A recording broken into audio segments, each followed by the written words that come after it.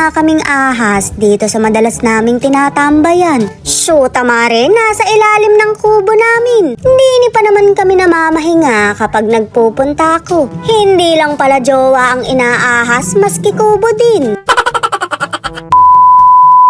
Nagsitaas nga yung balahibo ko nung nakita ko yung ahas na to. May kalakihan pa naman, muntik na akong maging kwento. Hindi yung aso ko nakahuli dyan ha, masyadong mabait yan. Baka nga pag pinasok kami ng kalaban, makipaglaro pa yan. Tamang isyoso lang talaga siya dahil may pagkachismosa.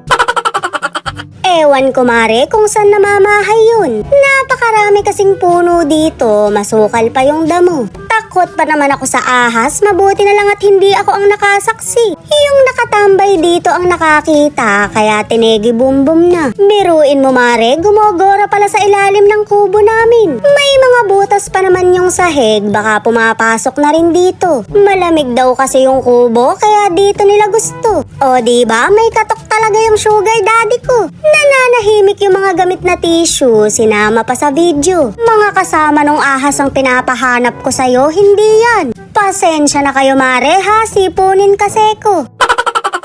Natatakot na nga akong tumambay dito dahil baka resbakan kami ng mga kamag-anak nung ahas. Hindi ako sigurado kung may kamandag ba yun. Naaawa rin naman ako dahil na maalam na siya. Kung ako siguro nakakita nun, baka nagtatakbo lang ako. Kung mo iba yung nakakita sa kanya, naging kwento tuloy siya. Baka daw kasi may kamandag, kami pa yung maging kwento. Nabigla na din kasi siya mare dahil may kalakihan daw. Kung wala nga daw kamandag, pwede namang hayaan na lang. Kaso mare, hindi na raw niya nagawang itanong kung anong klaseng ahas siya.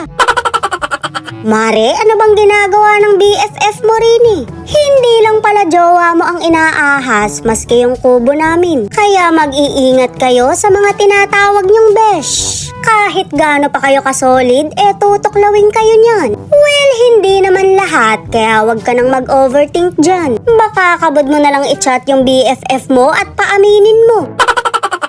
Siyempre mare, hindi lang dapat sa kaibigan mo ang sisi. Baka naman mag-FO kayo pero binalikan mo pa rin yung lalaki. Sinasabi ko sa'yo mare, ijujulog kita dito sa butas. Yung jowa mo ang responsable sa relasyon nyo, kaya siya yung masisihin mo. Sa mundo na nagkalat ang maraming ahas, piliin mo yung lalaking hindi nagpapaahas. Ganon din sa mga kumpare ko, piliin nyo yung babaeng hindi nagpapaahas. In short, piliin nyo ko.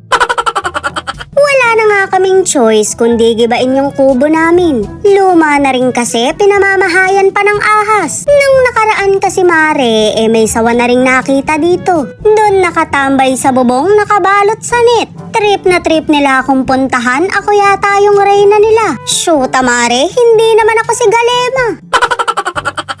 Ring at sinisimula ng baklasin kaya nalulungkot ako. Napakarami kasi naming memories dyan ng sugar daddy ko. Kami dapat ang sisira dyan pero hindi na namin magagawa. Mahirap na mare, baka akala ko siya pa yung kinakapa ko pero ahas na pala. Natuklaw na lang talaga ang shoota.